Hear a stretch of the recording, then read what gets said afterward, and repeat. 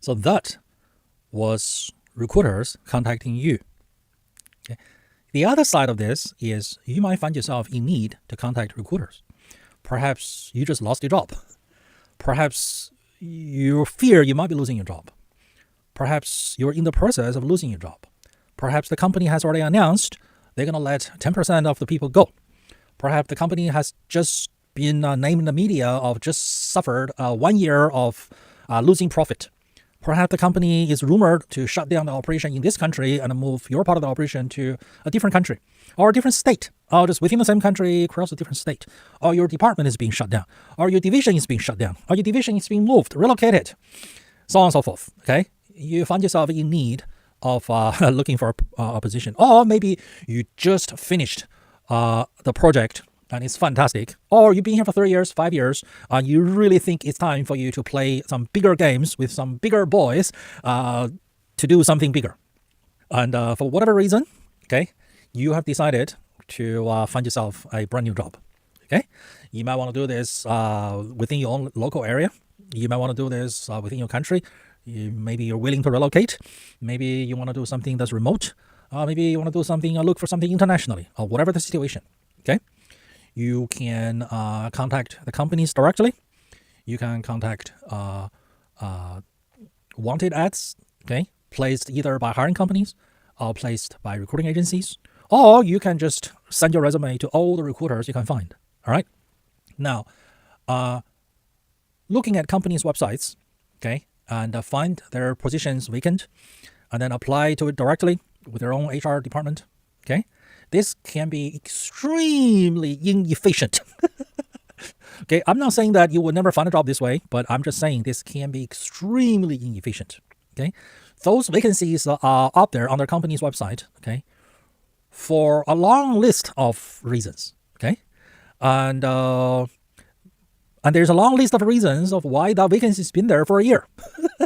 Or there's a long list of reasons of why that ad that just been on their own company's website for a year. Okay, I'm not saying that this happens everywhere, all right, but let's just say I have had HR professionals in my leadership seminar classes and are telling me that upper management made her go through the motion of interviewing outside candidates, okay, only to hire someone from within and wasting her time. She just sat there and said to me, total waste of my time. Well, she did get paid for those time, okay, but imagine she did all that work and the company hired someone from inside. Now, it would be nice, okay, if the company in the end found someone inside and realized this person is a good fit, or this person didn't know there's a vacancy here, or what have you. But often, okay, the candidate is already chosen. The company is just going through the formalities of interviewing outside people. And was still, okay, the candidate who is already chosen is the boss's son. I'm not saying that this is going to happen in every company, but, okay, this is why it just a lot of the positions vacant on some company's website, abccompany.com, those are phantom vacancies. All right, you're wasting your time, okay, targeting that so-called vacancy. Okay, or you could look on the newspaper, or you could look on some whatever website like monster.com or linkedin.com, okay, and you found some vacancy, and then you apply to it, all right, and especially if it's a vacancy posted by a recruiting agency. Those can also, I'm not saying every time, every one of them, okay, those can also be not the best use of your time, okay. Why? Well, this is happening less and less now because of LinkedIn. LinkedIn is just a giant database of all the candidates out there for recruiters to search through. Before LinkedIn, okay, before any of these job hunting websites facilitating the transaction between employer, employee, and a recruiter, okay, how did recruiters gather a big database of candidates? They put up the imaginary position, okay. This sort of projects, this sort of a position, this sort of salary would need this sort of candidate. Okay, it just reads, it's just perfect, ideal, right? It will just attract the ideal candidates, and then when you call, they will say, "Oh, that position has been filled." All right, it's the same bait and switch with used car dealerships. All right, they need to attract buyers. So they put an ad of a vehicle, even with a picture, okay? Used car, 3 years old, low miles, okay? Priced to move, okay? I make a call. And when you call, they say, oh yeah, it's right here. It's still here. Oh, I had 2 people looking at it yesterday, but I'm looking at it right now. It's right here. You better get here in an hour. I'm looking at it. It's still here. I can see it. Yeah. So you hang on the phone, you drive like mad, you get there, and then he can't find it. Where is it? Where is it? And he asks around. And people say, oh, it was sold early this morning. That car never existed. Okay? He created that car to attract you to get there. And then he'll say, oh yeah, but let me show you the other 200 cars we have here. What about this one? What about this one? What about this one? What about this one? Hoping that you will fall in love with one of the other 200 cars they have on the lot. Okay? So recruiters, okay, do the same. Less so today, but more so years ago, to attract candidates to collect resumes. So they have something they can present to hiring managers. Okay? It's only fair game. Okay? Now, you have nothing to lose if you just submitted your resume, okay, to those positions. And you could even talk to them on the phone. Okay? But if you traveled to their office for an interview, and then if you traveled, then that's time out of your time, traveling. But if it's a video interview, then it's just all good practice. Okay? Now, I saved the best for last. Okay? The most efficient, okay, method for you to turn the recruiters to work for you is you send your generic resume with a generic cover letter to all the recruiting agencies that you can find. All right?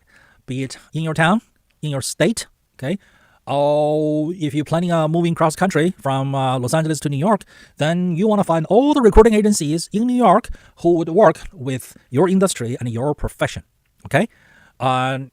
You could easily gather 200 recruiting agencies. All you need is their one email address. That's all you need. And then you just send all of them your generic resume and your generic cover letter. In it, you're going to say, in the cover letter, you're going to say, I'm a professional with this degree, that degree, and this many years of experience, okay? And I'm looking for this sort of a profession in this sort of a company, in this sort of town. And just shoot it off, okay? And let it rip. Okay? All you need to do is to work on gathering 200 recruiters' email addresses, and then send out 200 emails, just copy and paste, okay? And if you're using Gmail might stop you after you send 10 emails. So you might take 10 days, 10 emails per day to shoot off 100 emails, 200 emails, okay? Or you might want to pay Google $10 a month so you can send out identical emails, 10, 20 a day. And then you just sit tight and wait for the phone to ring. Wait for them to contact you. Okay?